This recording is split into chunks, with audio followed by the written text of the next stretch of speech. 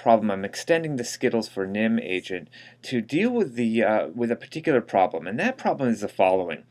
So I've written my Skittles for nim agent, I run it, it plays perfectly. I then quit out or reset the kernel, I rerun it, and it plays badly again. And I can get it to be perfect by running a number of games, but it still is, every time I restart, it's starting from scratch. And that may not be a big deal for nim, but it may be a big deal for for other programs that might take a lot longer to learn. So what we would love to be able to do is to kind of save our table, the saved table, and kind of reload it, kind of remember it from that file. And I have a function that lets you do that relatively easily. And so this is what we do. So instead of starting with an empty table, we're going to remember it from a file.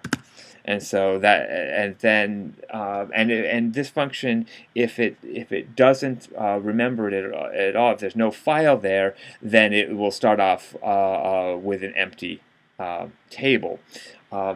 After it runs, I'm going to remember the Skittles agent table, and that will save the table to a file.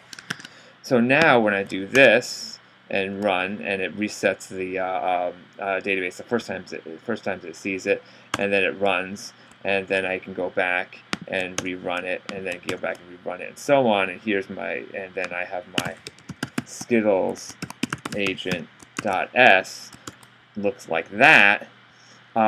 If I go back here and I can reset it, and notice what happens with the Skittles agent table. It's recalled from the meter. So now when I rerun it, boom, it has it plays perfectly. So this kind of essentially loading it from a file beforehand and then saving it after you run solves the problem of having to retrain your